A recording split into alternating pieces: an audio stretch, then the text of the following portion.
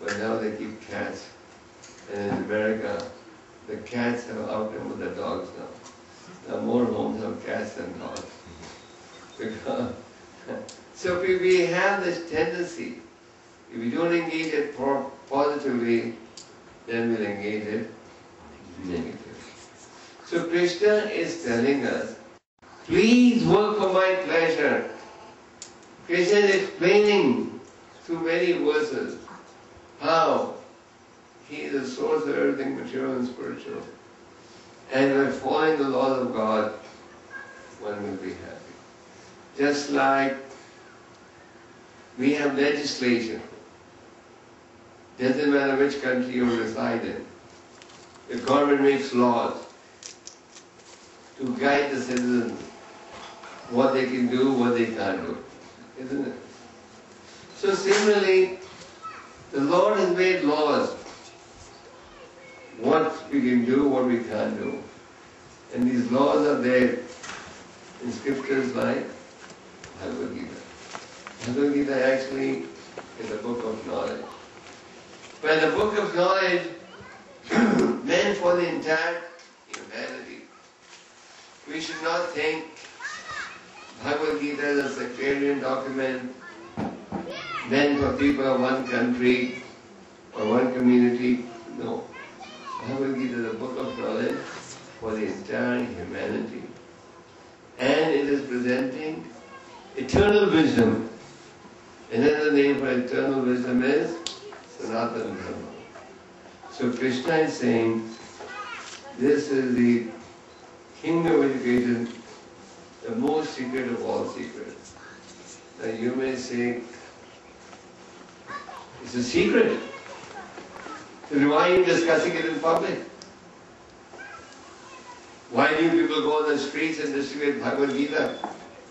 This Bhagavad Gita translated by Bhaktivedanta Swami Prabhupada has now been translated in 65 international languages of the world. Only 2 weeks ago we published this in Vietnamese. So there is hardly any major language of the world in which you can't find in which you will not be able to find the Bhagavad Gita. It's more or less available in all the languages. And since this was first published, over 20 million copies have been sold and read. Why? Because people find that the Bhagavad Gita answers all our questions, gives us direction how to lead this human life, gives us direction how to be happy.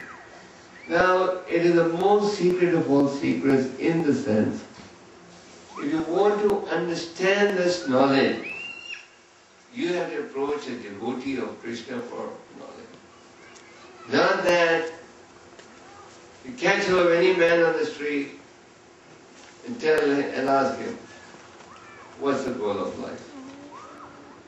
When you want to do some surgery, you just catch any man on the street and say, take a knife and fix me up. Is that what you do? No. When you want to consult a lawyer, you make sure you have a properly qualified lawyer.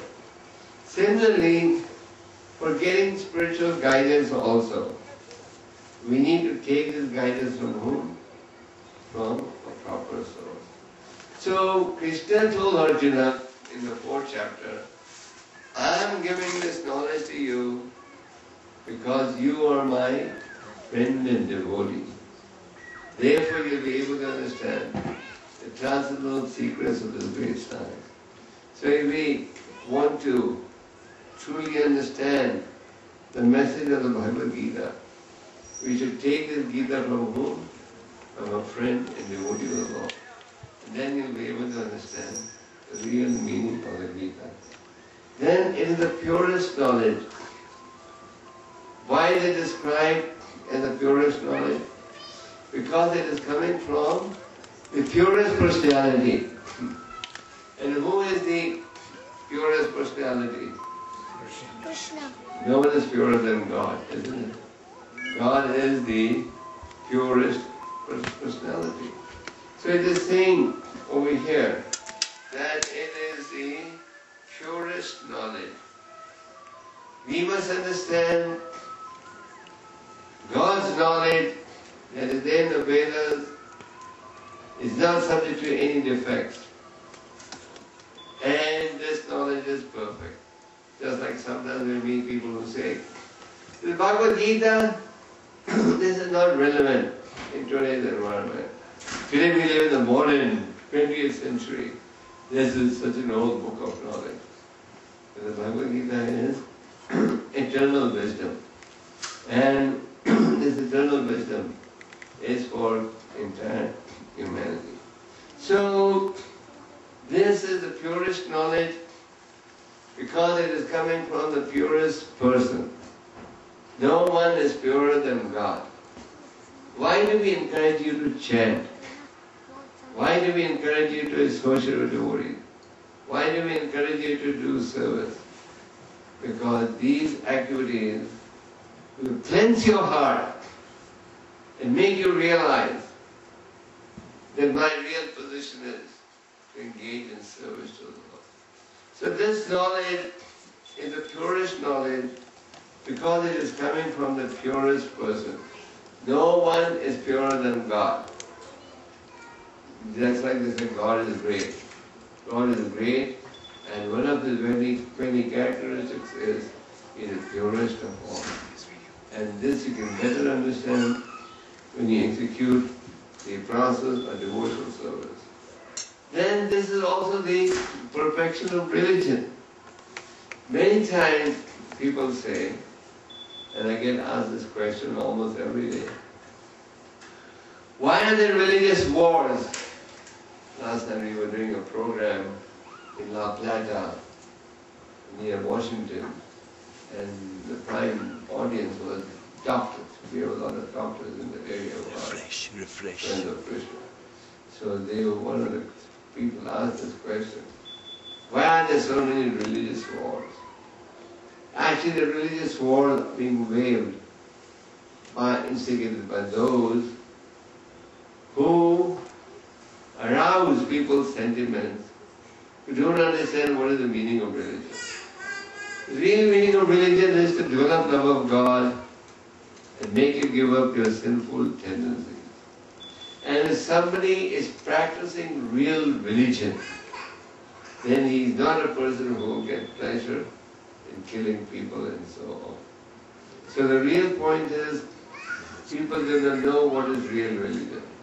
Real religion means giving up what is undesirable and developing love for God, being in the mood of desiring to serve the Lord. So, this knowledge of the Bhagavad Gita inspires us to practice real religion. So, real religion doesn't mean I say my religion is better than your religion, but to show by example how much practicing certain codes of conduct we can lead a pure life, free of any iniquity, and how we can engage in service to the Lord. The goal of Bhagavad Gita is to bring us to the Lord. The goal of Bhagavatam is the same. The result of Chaitanya Charitamrita is the same. By practicing the principles of devotional service, one can make spiritual advancement. And it is everlasting. Everlasting means what? It is eternal, Sanatana. You can't say this Gita today is very irrelevant. Times have changed now, so we can't have faith. No. This Bhagavad Gita is presenting eternal knowledge, and this knowledge can be practiced by anyone in any part of the globe. Today the ISKCON movement has more than 400 branches in different parts of the world. And all over the world, people are practicing Krishna consciousness. Why? Not because they're getting some bonuses or economic incentives, but practicing because it's giving them satisfaction. So if we practice the process of pure devotional service, you will get real satisfaction. So this is everlasting and joyfully performed. And what does it mean, joyfully performed? In material life, very few activities are joyfully performed. And even if you perform something joyfully, the joy doesn't stay on for long, does it? No. And